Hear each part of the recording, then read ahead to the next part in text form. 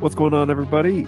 I am Bird Dog John. Thanks for joining us today, and we are going to kick things off here. It is 1 a.m. in Melbourne right now, and that is exactly where I am.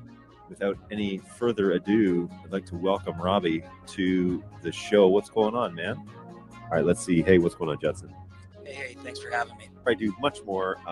We are joined with Bird Dog Ian, who is at the Capture Summit over in Atlanta. So how's it going, man? Hot and sweaty. That's the most important question that our team can ask. Why are you needing this camera? Now, I haven't tested this thing since it got here. This is something that I'm really excited that NDI did. That's cool. Obviously, there are lots of flavors here, but this is the 4250 line. And our little friend here. Say hello to my little friend. It's brewing in the back of my throat. Based on the recommendation of Senseless, we're going to give a Java Monster a try. Oh, yeah, Pocky. We got a little Pocky, and Yes. I have been putting this off for an age. Oh, I'm so excited for you. There is a Snacks on Stream mystery box brought to you by my Snacks on Stream manager, Brayton. What's going on, Bugsy? There you go. What's going on? Bali, good to see you, man. What's going on, NetHab? Hey, what's going on, Judson? And hey, Kevin, good to see you, man. What's going on, Jeremy? How are you? Thanks for jumping on. Oh, it's all good.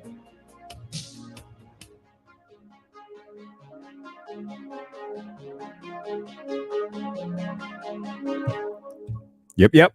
We're getting going here today on the Bird Dog Live support show. Hopefully you are doing well. Just checking, making sure audio is going out into the world and that it's on YouTube, which it is. So good news, everybody. We are up and running. Good news, everyone. Alrighty, so let's jump over to the chat now. Yeah, sorry, Frank. Thanks for noticing the QR code. I had it turned off. Usually, like, you can stop accepting responses because I don't leave it open when we're not live. But anyways, I turned it off and forgot to turn it back on. So thanks for catching that. Appreciate it. And turn on my playlist here and get cycling through. So yeah, up here, there's a little QR code. If you scan it with a device, it will take you to a pretty generic Google form, which is now accepting responses. And it'll ask you to tell us what country you're in and what's the closest city. So sorry, I was trying to like eat a quick lunch before this all started because it always runs over the 12 o'clock hour. Now today, you've noticed from the title that we are not necessarily going to do some sort of tutorial or whatever, but today I do want to offer an hour in terms of support. There was also somebody at the end of the show last time that said they wanted to know more about the Android BirdDog app, which is totally fine. The problem is that app only works on certain televisions, and I'm assuming it's the TV app that you're referring to, and so it only works on certain televisions. And I have one, I think, in the office that does it. So, and it's mounted in one of the repair technicians' offices, and so it'd be kind of hard to do that. My other TVs are Samsung; they have their own proprietary OS. I have Toshiba's; they have their own. They're like Amazon OS, and I have an LG somewhere. Does the LG do it? Anyway, maybe this is the LG. Man, I can't remember now. And then I have a Samsung in my office. This is maybe the LG. I'm trying to remember which is which here, but I know that I think I've only got it available on one of those televisions because that's an Android-based OS. So it should only show up in the Google store. It should only show up on devices that will actually accept it. But we had the little hiccup there at launch because we hadn't specified with Google exactly where it needed to be. And so it was showing up on like tablets and stuff too, which was not our intention. We didn't mean it to be on like personal phones and devices. We meant for it to be for like TV decode. And there's an interesting conversation that came up after that launch as to like, well, why would I buy a BirdDog Play? Well, the Play works with any television with an HDMI input, which is pretty much every TV these days. And some TVs don't allow you to have, don't allow you to run the app. So if you need to have that versatility and you just need it on any TV that you have in your facility, a Play would be the answer for that, or a Flex Out, depending on what sort of latency and NDI standard you're going for. But then not all TVs are created equal. And in particular, we are building a video wall. I thought we were done, but this morning we have had some hiccups. And so my agents are back at work fixing what we hope will be the solution for the video wall. So we have one in the office to test. It's just a 2x2. And the TVs that we're using are Toshiba's, which are fine. They're just one of my agents, Frank Thinks, actually, the guy that's here in the chat. He has a history of his employment history. He worked at, let's say, a big blue box store who sold TVs, and he did the TV selling for that institution for a while. And so he knows televisions pretty well and what sort of tolerances and standards they have or don't have.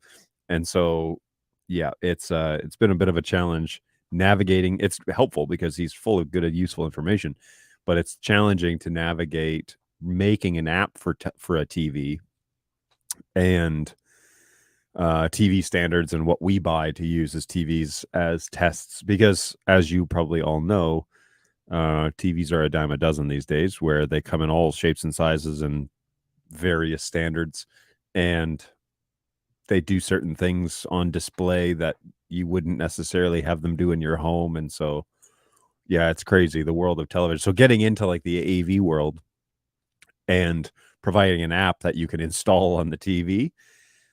For example, the LG or the Sony that we have in Brayton's office is it's like a 2021, and it's a really underpowered processor in that TV. And so the decode works with HX sources, no issue.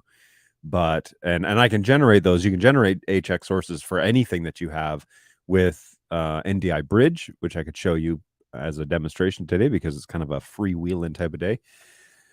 But you can generate HX sources out of your full NDI sources if you want to send those to multiple televisions or multiple units around the facility. But obviously the TV has to be able to do it. So it handles the HX signal just fine, but it seems to not want to do gigabit speeds over the network port that's in it and process that level of data. So if I was wanting to watch the vmix output on that television, that would be a bit of an issue. So yeah, we're learning as we go that not everybody is created equal. And the other funny thing about entering the AV world is people deviate from the expectation quite frequently, we found out. So a great example of this is the VISCA IP commands, right? So long ago, we've talked about this at great length, but there's a VISCA IP protocol list, and then there's a Sony VISCA IP protocol list, which Sony doesn't use. And then there's a Panasonic VISCA IP list, and there's like 3 other ones. And so when you look at a box and you see the camera talks VISCA IP, you need to now go in deep dive or contact the manufacturer and say, which list of IP commands Sony VISCA, or which list of VISCA IP commands do you actually adhere to? Sony, Panasonic, the original.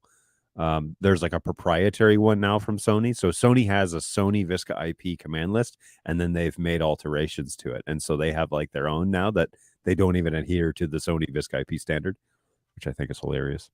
So yeah, you have to specifically find out which is which. I do want to just answer a quick question here that GoWeb. What's going on, GoWeb? Why is the tally light for my Flex family 4K NDI encoder decoder not working with my ATEM Mini? Because Blackmagic does not talk NDI, and so there's nothing telling the tally light to turn on. You need an NDI switcher to do that. So vMix or Wirecast or whatever, when you switch over to it, there's no tally data going. There's no NDI metadata going to the Flex to tell it to turn on the tally light. So there are API commands to manually turn it on, if that's something you want to work in with like a X keys or maybe a Stream Deck or something like that. You could actually, whoa, that's a dark picture. Anyways, you can, I believe you can trigger tally now with API 2.0. And so there may be a backup option there, but ATEM, Blackmagic ATEMs do not send any NDI metadata. And so they're not going to turn on the light. So that's the answer to that riddle. Thanks for everybody who's showing up and putting their pins on the map. We got a couple of people checking in here already, so that's pretty cool. And here we got my general audience is in the US right now. So if you were to scan this little QR code, you could fill out a 2-question survey and put your pin on the map, and we'll see where you're checking in from. So good stuff there.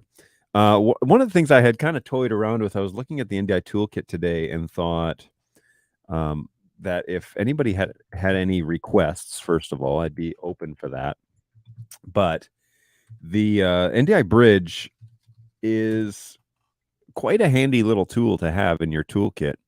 One of the things I do need to mention, whoa, that was rough. One of the things I do need to mention is, so the other day we did a review of Telscript's NDI 15-inch monitor, and I did get a reply from Jim, the guy that had hooked me up with this through Jake. And he had said, hey, I heard that you had some questions on your show, and I want to just provide some answers, which was super kind of him. And so I will relay those answers in one moment when I get over to my email. But one of the things I was going to do was just talk through, as I understand Bridge when it comes to generating the HX stuff. Now, it's super easy to do this, and I'll put this over on the map screen so that we can kind of watch this together. But where are we here? Sorry. Okay, so this is that Bridge program that I was talking about, and the way that you would just say transcode local NDI streams. Okay, so if you're not running a multicast installation, but you're going to a half a dozen screens and you think, I just want to send HX to each of these screens, you can convert anything on your NDI network from full NDI to HX, and I believe vice versa, actually, if I'm not mistaken. So if you click on Bridge, you open it up, you click on local, and then you click here and say encoder settings. You can change it to NDI high bandwidth. You can say don't transcode at all, but just duplicate it, or encode into NDI HX. And the reason, from what I understand, the reason why you would want to say, like, for example, don't transcode, is if you have a high-powered, like, server-style computer, and you have all of your signals coming in and, like, you're running off a vMix, but you want to send those signals elsewhere, remember that when you connect a source to a destination, it generates that 140 meg stream, right?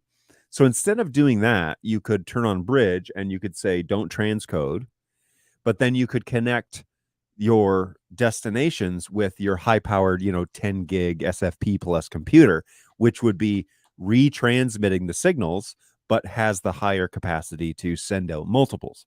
The other is true when it says convert to HX. Like what you're doing is you're generating an HX signal on this computer's IP address, and then you're connecting the destination with this HX signal from this computer. So if you turn that on, all of these signals then get transcoded into transcoding. Is that the right word? Transcoded into HX signals and then get shipped out. And with the HX stuff, you can modify the quality, so you can, and it even tells you kind of like what the average is. So I like the mediums at 8 megabits because that seems to be reasonable. You can go right down to low if you want to, but as soon as you hit go on this, you hit this big start button, it'll spin up Bridge. It only takes about like 15 seconds, and then you'll have double the sources on your network. But the beautiful thing is, if you have a high-powered machine, like I said, you can use transcoding for this and send those signals to multiple places without burdening the NIC on the endpoint device. So, for example, I have a P4K. Well, the P4K generates 200 megs per full NDI at 4K. It's like 220 or something like that. So if I don't want multiple destinations, I want them to see that camera. Actually, I want them to see that raw feed, but I don't want them to connect directly to that camera. I can use something like Bridge and generate HX signals and then connect them all to this computer, which would then just be 8 meg connections. And for a 10 gig pipe, or if I have a dual 10 gig pipe, which technically I do, but I need a better switch, then that would be no burden for my computer to handle.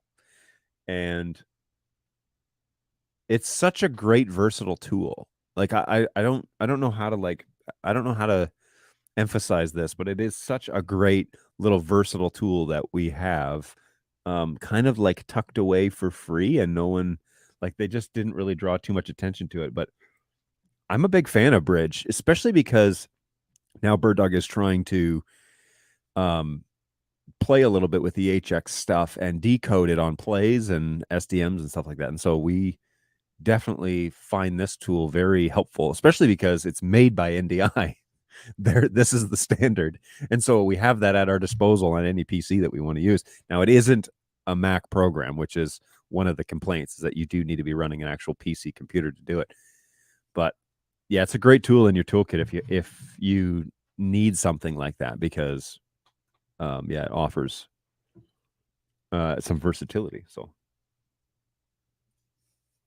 okay, now something I'm going to mention here as my just an observation that I've made with this Telscript. This morning I powered on this Telscript and I connected it to my P4K, which is outputting 1080p 5994.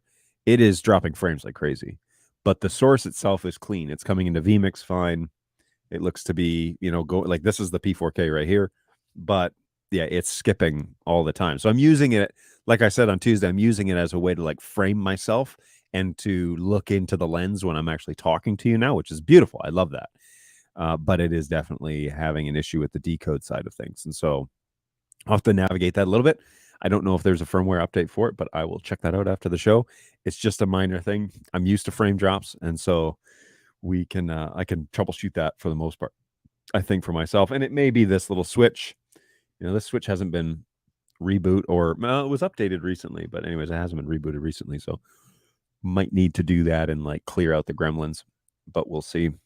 So okay, so Bridge, I did want to pull up that email from my friend Jim, my new friend Jim, and he just kind of gave me some answers to some questions that I had on the show that maybe you might be interested. So the first thing that we had observed was the glass angle, and I had said it would be nice to have it actually tilted down just a bit more so that my image was flat. And he came back and said, well, actually, we've played around with this a fair bit. But the reason why the angle is the way that it is so that the camera, his words are, the glass is angled this way so that the wide angle cameras don't see the top of the frame. Okay, that makes total sense to me. Originally the glass was angled down further, but after years of customers requesting a steeper angle to accommodate super wide lenses, we pushed it back a bit to accommodate. So I get that. Ideally, this would be an adjustable feature, but I definitely think that it makes total sense why they did it. And for my P4K, it's zoomed in anyway, so I'm not going to see the frame at all. And I'm not using a super wide angle lens for this. So the encoder decoder, I had mentioned that I had gotten this thing into encoder mode. And he wrote me and said, that's an interesting thing that you stumbled across, because we toyed with that originally in early development, but we disabled that idea long ago, and I've never promoted it as a function of the camera or of the screen.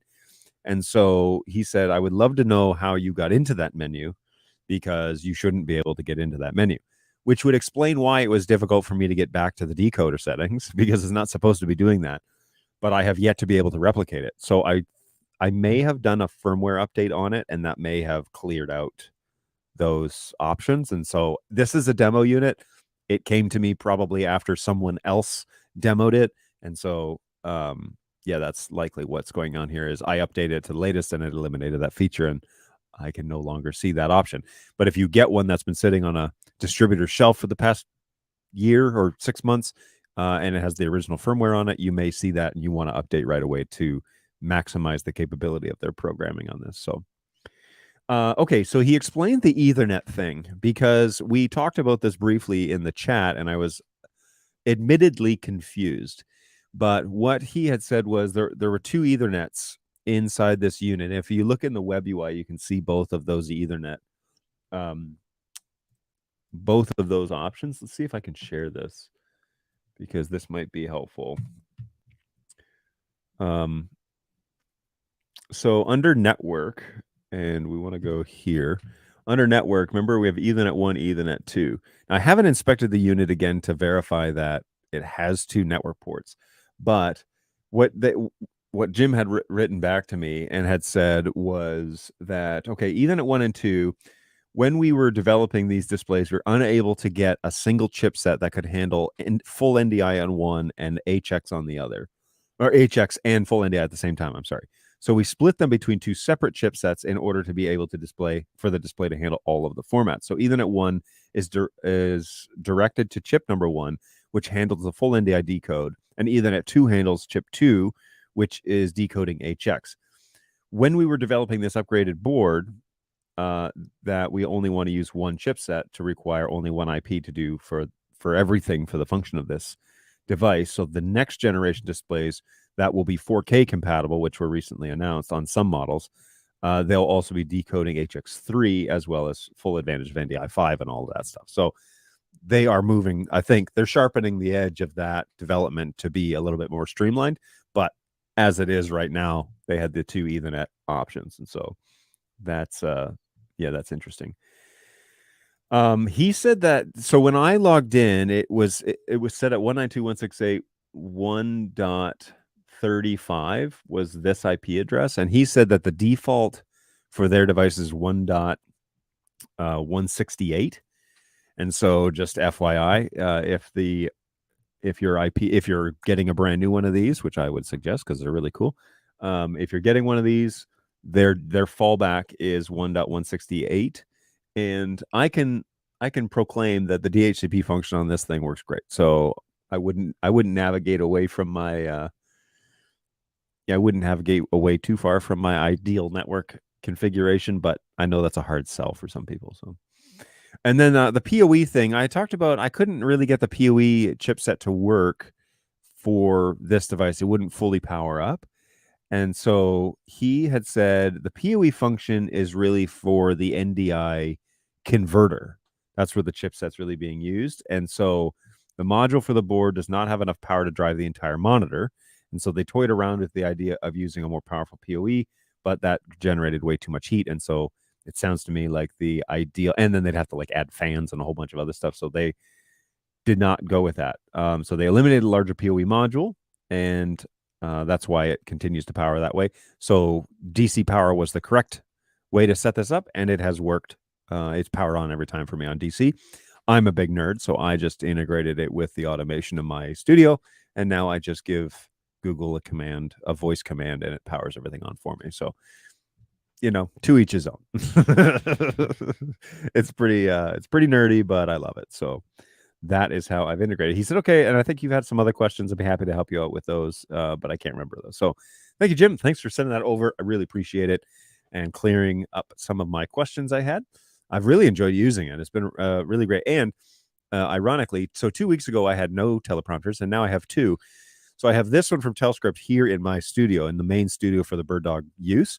I have another smaller one at home. It's not a Telscript. It's just a under $100 one that just reflects a monitor that I have, that I can watch. But I wanted the same effect in my home office because perhaps you don't know this, but I do a lot of evening meetings these days with the team in Melbourne. And then I have other clients and things like that I discuss as well. So in my home office, I set up a small teleprompter so that I would be looking into the lens and not down at my screen because I really hate it. I just hate looking off camera. Unless it's intentional, and that is like the way this sort of these. Oh, whoops, not that one. These angles I'm fine with. Okay, so like doing this, it's totally fine because it's intentional. But this main shot, I hate it. I hated like looking off camera and talking to you guys like this because I felt like there was like this weird disconnect. So I love the fact that I have a teleprompter. The one that I bought for myself is not NDI. It's not as pretty as this one. And I need to get a different screen for it because the screen that I have is a 6-inch screen and it's not great. So I need to figure that out. What's going on, Angus? Good morning. Thanks for stopping in here today. I will jump over to the heat map because I believe you are over there. Yes, you are over on the heat map. So good morning. Hopefully you're doing well. I see that you've got some messages here in the chat. So let me get my heat map up and then we can go through. I'm a huge fan of NDI Bridge. Agreed. I have found many uses for that. And when we're testing HX, when we're comparing HX to full NDI, it's a great little tool to help us understand exactly what compromises are being made. As a proof of concept, I once used it for a remote PowerPoint machine with presenter view in a conference room setting. I ran locally for the actual event, but it was quite adequate for pre-show testing. It's a great tool. I've also have a WireGuard VPN set up into my home LAN. Bridge lets NDI HX traverse that VPN seamlessly without any additional port forwarding beyond what's needed for the VPN. Oh, there's an interesting idea. Gosh. All right. Sorry. John, you're a bad influence. I bought a newer teleprompter on Tuesday. It will fit my little Lenovo Mix Core i5 tablet and give me the perfect NDI prompter. Bad influence. Yes. I'm glad to hear that you are finding the content being generated on this channel somewhat useful, even if it makes you want to buy stuff. I'm the same way. And I went out and bought a teleprompter for my home, which again is not this beautiful Telscript one. It is a little different, but yeah, great stuff. I'm a big fan of the teleprompter world and I'm pretty excited. I'm getting some like niceties set up in this office. I'm getting some getting some bonus hardware. It's fun. It's starting to evolve into something pretty interesting. So it's just like workflow. I nerd out so badly on workflow stuff, and I love that. It's coming together now. Like I said, it's not without its hitches, and every time you make a change, you need to test every single time, right? So that's the number one thing that we encourage people to do when they buy a new piece of equipment, even a Bird Dog thing, is be sure that you integrate it and test it and test it and test it and make sure that it does exactly what you want it to do every time and that there are no surprises. What's going on, Jeremy?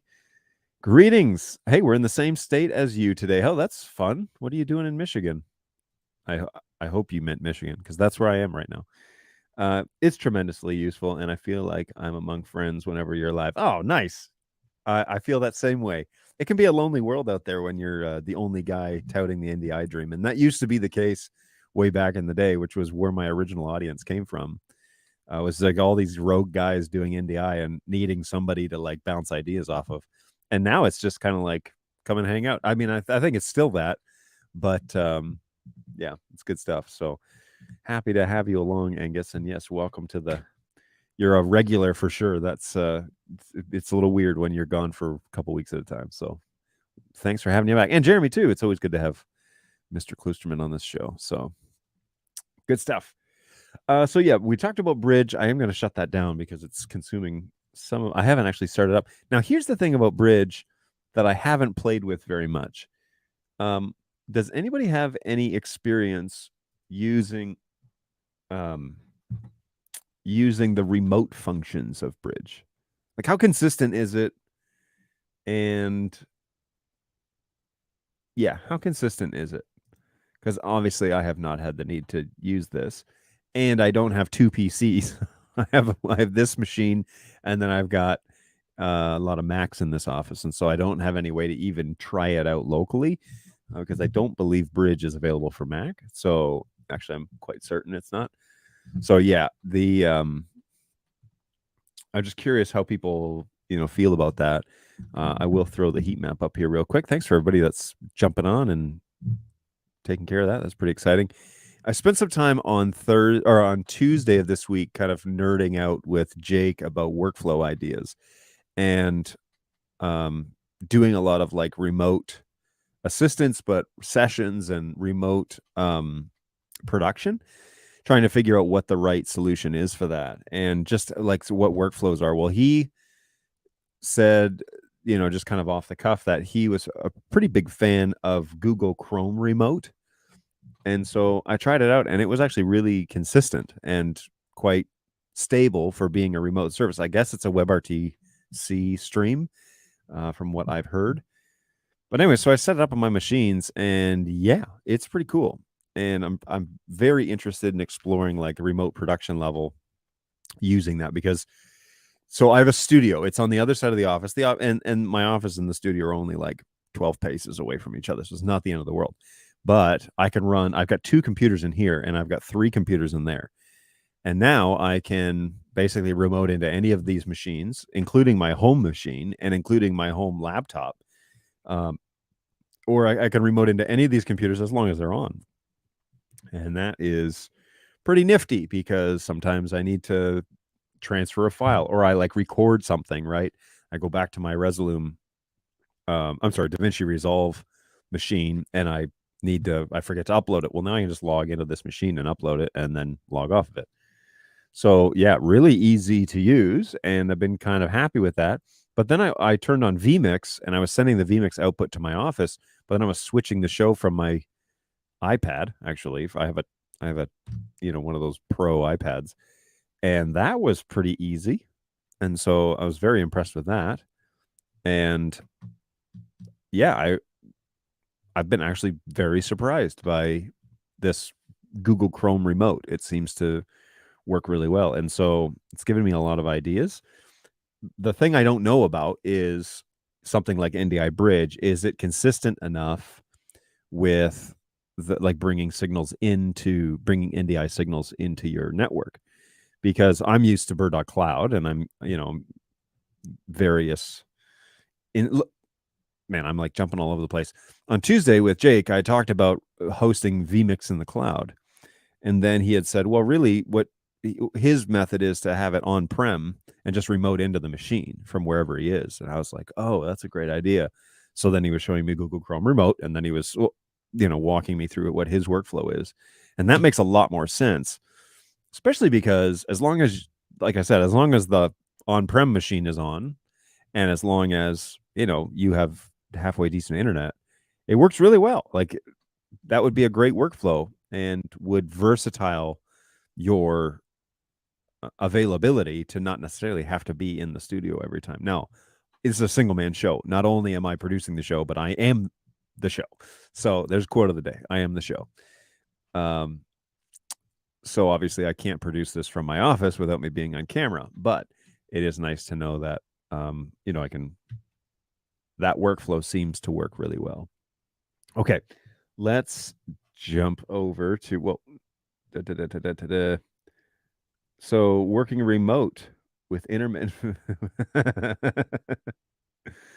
Good luck. Good luck with that, Jeremy. I know the Bird Dog has so many people coming and going right now because here in North America, summer vacation and everything is on. So just an update at the end of the month. So not next week, but the following week. I better get this right. Here, let me verify this because what? Okay. So calendar. So this week we're finishing up. This is Thursday. Next week we are here, 2 shows next week, no problems. The following week I am leaving town and I will be gone for probably Thursday. I will be gone for Thursday's show, and then I'll be back the following week. Now there are some things happening where like meetings that I may need to be at, so I may actually also be away that week. And then the following week I'm away again, and so I'll be gone for vacation and then back for work, but potentially gone, and then gone again for a trip up north. So it's going to be busy, a busy 3. It's good for the next month. It's going to be pretty busy, but next week will be regular show as promised. So there we go. All right, let me close this down. So I understand working and trying to take vacation is going to be an issue. What's going on, Michael? Welcome back. Yeah, I hate missing your show. Yes. One loyal viewer. Done and done. Yes. I feel like life goals have been accomplished.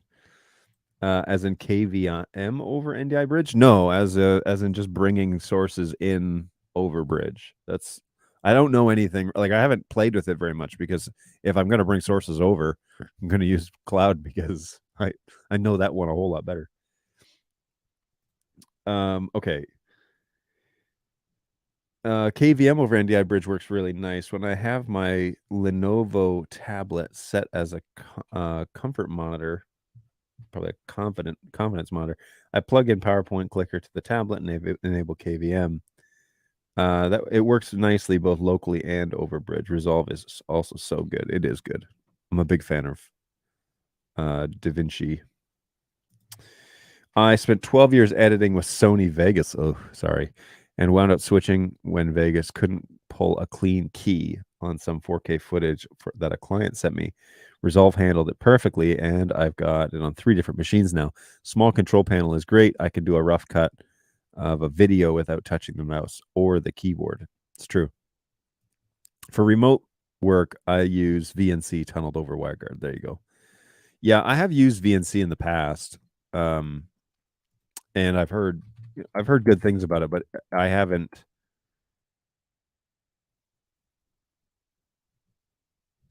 Did you what? Okay, cancel. Keep it.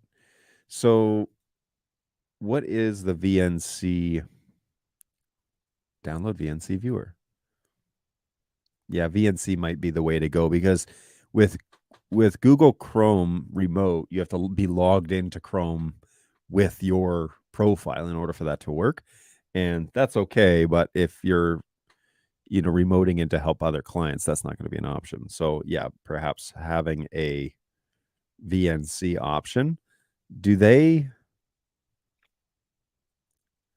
VNC Viewer with VNC Server? Ooh. So yes. What's the pricing? That's what I want to know. So Essentials up to 3 devices. So I would need Plus, which does 25 devices, and it's $4 a device per month, billed annually. What about price per user? $15 a month per user, up to 20 devices. Well, anyway, so that's real VNC. That's not necessarily the free one, but I use Tight VNC Server and Real VNC Viewer. Tight VNC Server is free. Do not run it in the clear, though. Encrypted tunnels only. Ah, interesting. Yes. Well, I'm going to keep playing around with this. I mean, if it comes down to where I need a more resilient protocol, then fine. But anyway, has anybody used NDI Bridge as a host? and to bring sources across, because I have not, and I don't have experience with that, and I would like to know more about it. So if you have, let me know, and we can go down that road. Now, let's jump over here to the trusty dusty map and see where you guys are checking in from. So got a lot of North Americans here today, and one friend over in South Africa. So good times, everybody. Feel free to scan that little QR code that's at the top of my screen right here. And oh, I guess that didn't work. Right here is where that QR code is. Scan that. It'll ask what country and what city are you closest to, and you'll get your little pin put on the map here. So feel free to let me know where you're at. Happy to navigate this show with you. We're 40 minutes into it already, which I can't believe. But would you like me to set you up with a quick demo for you right now? No, not right now. Great oldies. Yeah, no, not this moment. No. So there was what else? I had a lot of things, like small things, that I was going to cover off with you guys today, because we've done several shows of, like, things to talk about, but I need to, like, tidy up some of the things that we've been talking through. And now, of course, I can't remember. We did, thanks to our friend, Mr. Josh, start assembling our own video wall here in support, which is great because we didn't have the means to actually run a video wall. Now the problem is that we don't really have a PC strong enough to handle video wall, except for this one, which is, of course, the one that's running this show. So we will have to wait and see how that goes. It is very strange to me that this Telscript is still dropping frames, and it might be. So, like I mentioned earlier, I booted it up. I even restarted it to get this going. Let me. Where is my cursor here? Okay, there we go. Let me share this with you real quick. So inside system settings for this Telscript unit, you can actually tell it to reconnect, which it will freeze and then actually reboot the whole device. And I was thinking that might just be the problem. And so I've done that multiple times. I'm doing that again right now just to see if it clears out. Now, the 4K signal that you're looking at, the P4K signal, is fine, but it is still dropping a single frame. Now, I'm wondering, it comes up as 1080p 60 frames, and I'm sending 1080p 5994. I don't know if that has anything to do with this, but perhaps it does. Bird Dog Dash. What is this? Oh no, it's Studio P4K. P4K. Ow. I just got an email notification and it blasted in my ear. So I will. Oh my goodness. So I had a phone call today from Comcast, and they were like, some poor girl was sent to survey us, and now she was like, can you confirm that you have phone and internet service with us? And I was like, no, just internet. So now I'm getting emails. Would you like to add phone service? Like, dude, stop. Not interested in that. So then she told me, she was like, I'd like to talk to you about your service. And I was like, okay, cool. And she's like, okay, rating 1 to 10. And I was like, no. I'm not going to take a survey. I was like, I thought you were going to ask me about my service. Like, what questions did you have about the service in which I have with you guys? And so, no, she wanted me to fill out a survey. And of course, there's never like, if you complete the survey, we'll give you a 25% discount on your next bill or something. There's never that. It's always do this for free. I said, okay, well, I've got a meeting coming up here in just a few minutes. So as long as this is super fast, I can take this call. And she's like, it will take 7 minutes. Okay, thinking about your thing. And I was like, no. Like, no, thanks. I don't have that sort of luxury. So, and who does, right? Like, who has that luxury in life to sit around and take surveys from Comcast? So anyway, not me. And I told her, no, thank you. So, okay, the next thing, this is rebooted, but we're still dropping frames. So the next thing we're going to do is actually reboot the device. And this is equivalent to like a power cycle. So we will see. There it is now officially frozen. The other thing I might do is fire up NDI Bridge and give it an HX signal, but I don't know if it can accept it because it's in the full NDI port.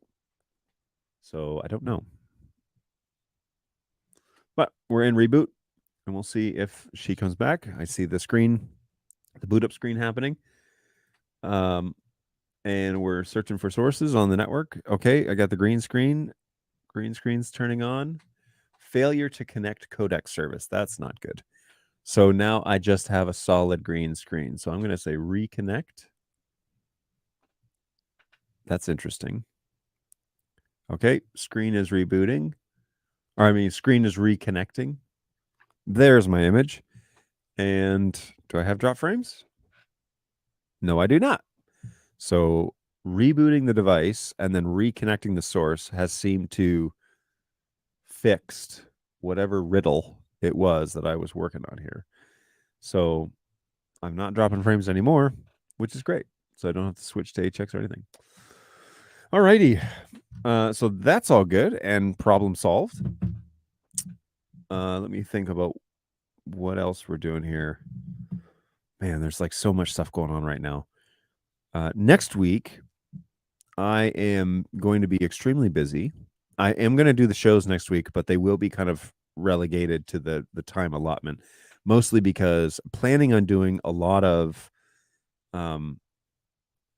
what are we calling it? It's like it's like self-education about the entire Bird Dog product and product lines and the company and everything. So I'm looking to, I've done a lot of it, but I did much of it late last year and early this year.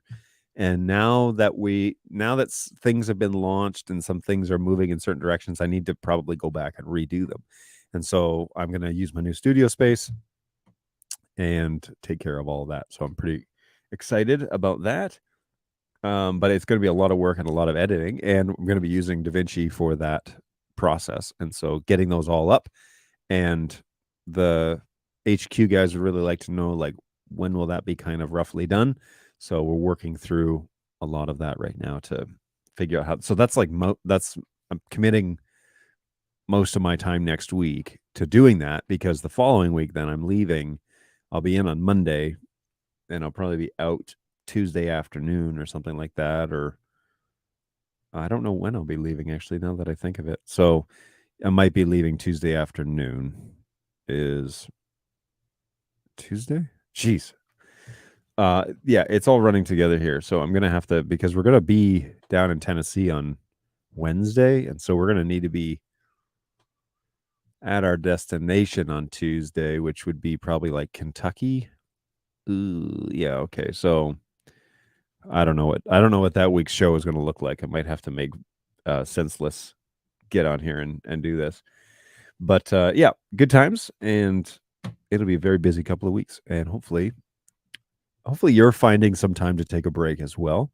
I know that the Australians, this is their winter, which is so weird to me. Like it's just backwards to the way how my brain is mapped, that like all the seasons are upside down over there. So, which would make sense, but it's cold down there, I've been told. So I can sympathize.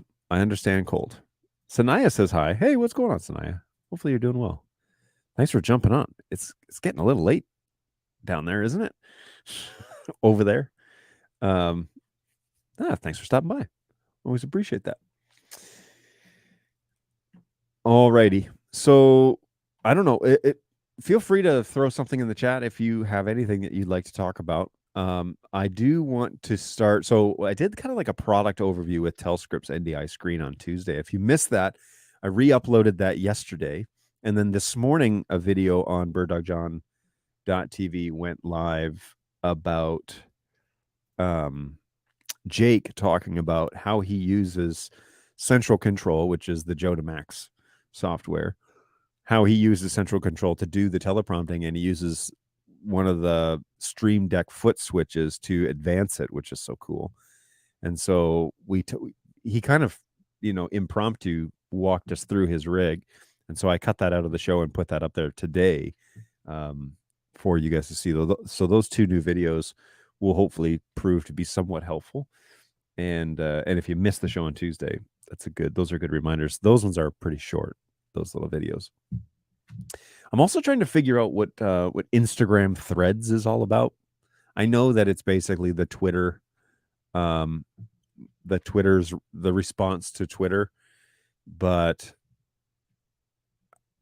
it's basically Instagram with words from what I can tell. It's basically the exact same platform as Instagram, but it's just, and it even says Threads by Instagram, which is owned by Meta, which is Facebook basically. But I'm trying to figure out, like, is this just another social media platform? Is that all it is? Because I've been just kind of going through it here today and thinking this is kind of like, it's almost a copy. I mean, I hate to say it, but it's basically a Twitter copy. It just looks a little different, but let's just call it what it is, because no, it is. It's basically a copy of Twitter. And somebody made a joke that, well, the reason why it looks just like Twitter is because they open source Twitter's platform, and so anybody can copy it. So yeah, Wordstagram, that's about right. They missed an opportunity by calling it Wordstagram. I think, thinking back, like, the name Threads is interesting because that is something that they do on Twitter, right? Is they make these thread posts because you're limited with how many words or letters you can use. But I don't know. Do we really need another one? I mean, do you have to belong to all of them? I've kind of refused to join TikTok because although that's where all the young whippersnappers are, it's just like, it's another one to be involved in and create content for. It seems like somebody could make a lot of money by having a single program that just integrates with all of them, and you make one post and it pushes it everywhere, like a marketing. I'm sure they exist, but I don't have time to make a single post, let alone, as you noticed today, this show was posted at like 10:38 and went live at 10:45. So I don't know who has the time to basically just do, like, social media manage the crap out of things, but it's not me, that's for sure. Haven't tried it. I've never been much of a Twitter person. I gave up on Twitter because it just did not seem like a super healthy place to be. But I've been back on Twitter just to follow up with, like, certain accounts that I follow, but I don't post on there really. It's been pretty rare that I do that. We have a Twitter account, which I think is funny, but it's integrated directly into our help system. So if you are a Twitter fan, at help_birddogtv, that's our support handle. And if you want direct help from us, it comes in as a tweet into my system, and we can reply back to you, or we can send you a DM or whatever. So it's cool in that regard. And it's just one of those things that's accessible. We're trying to be a little bit more, have another avenue for people to contact us where it seems natural for them. And so instead of tweeting at the marketing department, you could send a request directly to support, and we could give you a hand with that. So we actually have a Twitter account. I don't know, maybe do I have to have a Threads account? I don't even think that's an option inside the CRM that we have. Obviously, it's pretty new, but if I go over here, say social media, sign in, let's see what I can come up with here. I'm sure it hasn't been already integrated. That's for sure. Enter a code. Oh, I gotta authenticate. Let's say this. Sign in another way. Send me a text. There we go. Okay. So there's the text. I'm a big fan of multi-factor authentication, by the way. If you were curious, which I'm sure you weren't. All right, so if I go into our CRM and I go over to the socials channel, where are we here? Oh, here it is. Social. I wonder. Edit. Can I add? Facebook, Twitter, Instagram. So I could add an Instagram account, but it needs to be connected through Facebook, which I don't have a Facebook support account. It's a big debacle, but I don't have that yet. So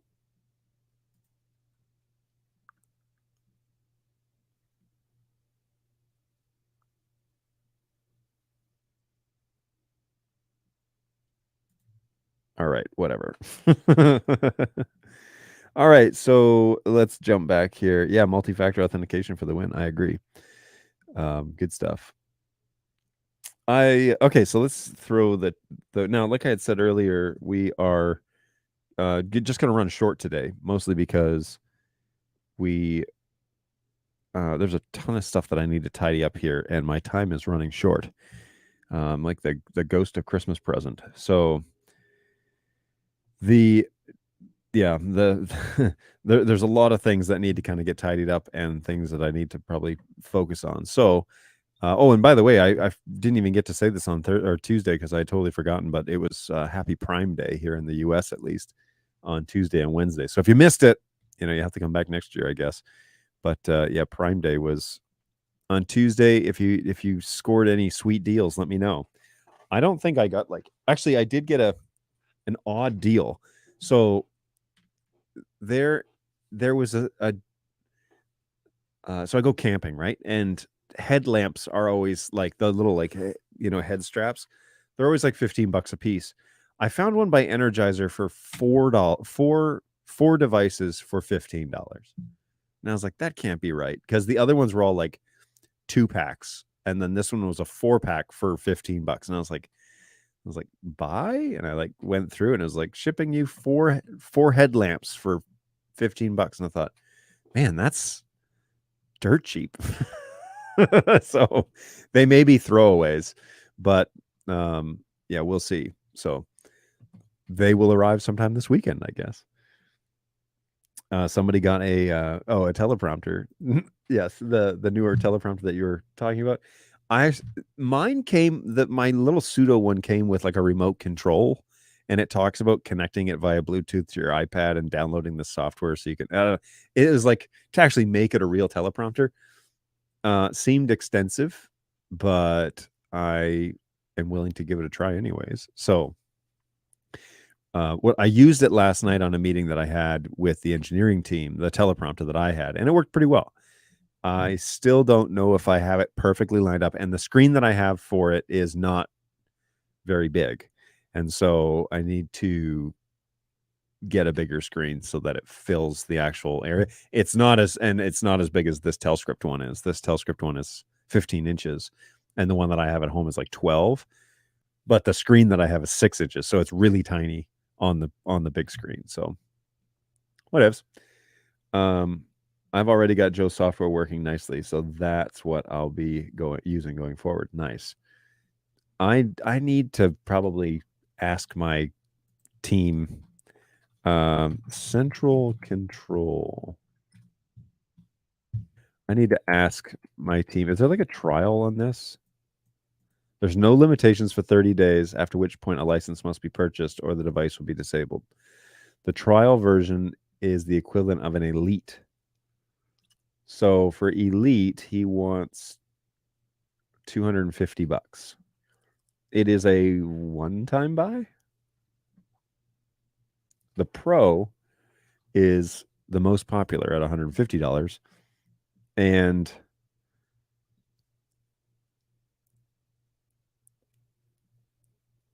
splitter all intro features. So yeah, I wouldn't necessarily want the Elite, a demo of the Elite. I would want a demo of like the intro, because I just want to find out what is it that I could get started with, Oh, now the Elite version has teleprompter. Which version did you get, Angus? I bought 2 Elite licenses. It's that good. Wowzers. Okay, well, so Elite has the teleprompter, web panel, PTZ control, command. All right, so I need to go on this guy's site and just watch and read everything to find out exactly what is going on here. Man, this would be cool. He's got a show rundown.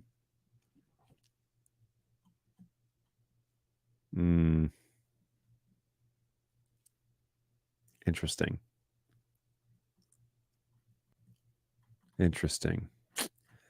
I'll have to read up more about this. I will have questions, and so we will. I'll read up more and find out exactly what questions I have. But there are some things that I'm trying to push towards more production heavy.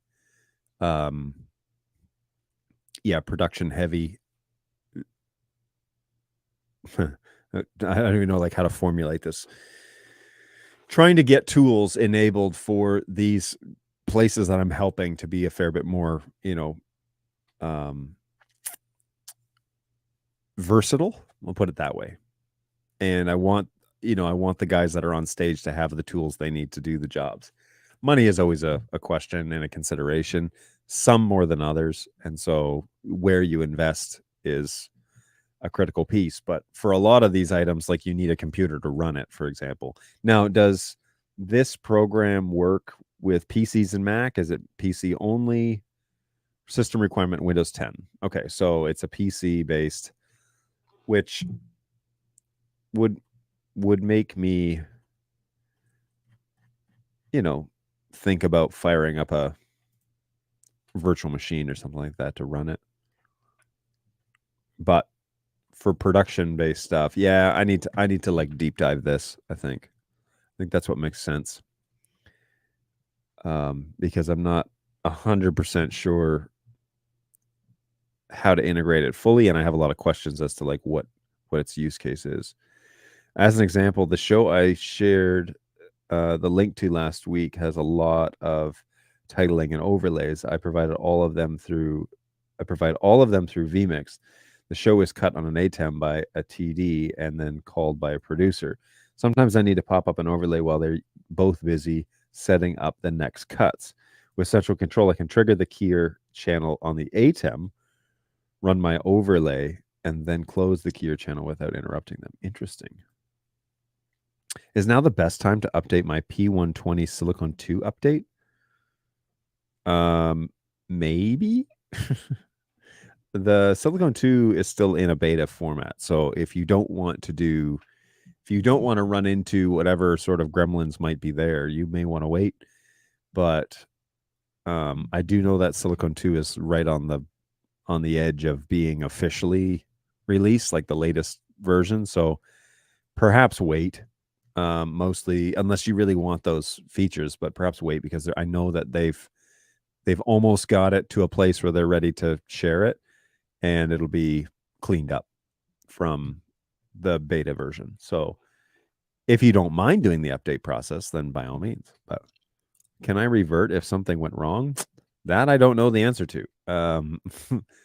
I think so, but it's pretty extensive from what I've gathered. So I would probably wait. I'd send a ticket to the agents, because they would know exactly which cameras have issues going back. But I know that they're,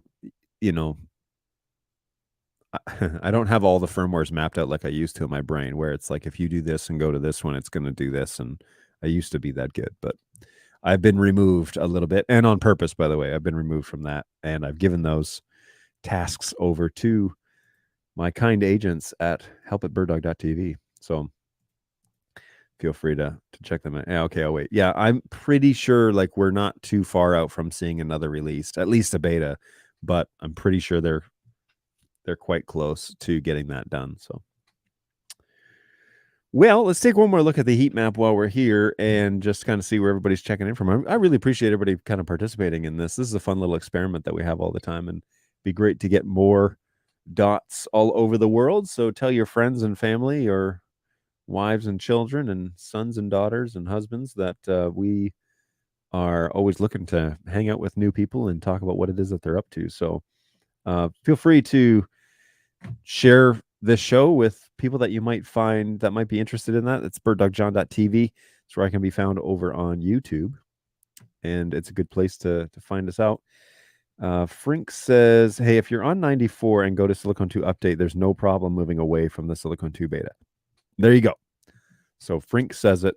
I would believe it, because Frink is one of those guys that you would communicate with at the desk. So if you're on 9.4 and you go to Silicon 2, there probably isn't an issue going away from it if you want to go back.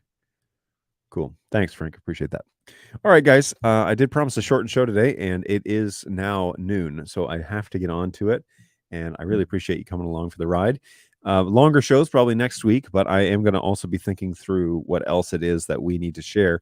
If there are specific products that you want to talk through or you want to see demonstrations on things other than the Android TV app, which we spoke about briefly at the beginning of the show, because I don't have a TV in here that could do it, let me know. I'd be happy to chat about those things, and we'll get some reviews and some demos. Also, if there are products out there like this central control thing, I think we need to probably sit down. I need to go through it and then talk through maybe with Angus and Jake about the use cases for that, and then that would be kind of helpful to wrap my brain around how it gets integrated, because people are talking about that program, and yeah, maybe that's something that we can play around with a little bit. Anyway, so what's going on, Balu? Welcome back. Pitter patter. Yeesh. It is time. So thank you so much, everybody. I really appreciate it.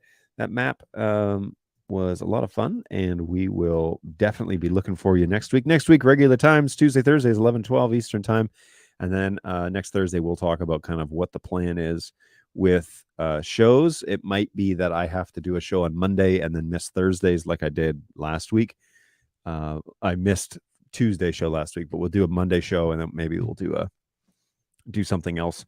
But the next week will be normal, and then the next 3 weeks after that will kind of be broken up. So we will see how that plays out. But yeah, take care of yourselves out there, folks. And good luck navigating. Hopefully the weekend will treat you well, and we'll see you again next week on Tuesday at 11 o'clock right here Eastern time. Like I said, take care of yourselves, take care of each other, and we'll see you soon. Bye, guys. Appreciate you.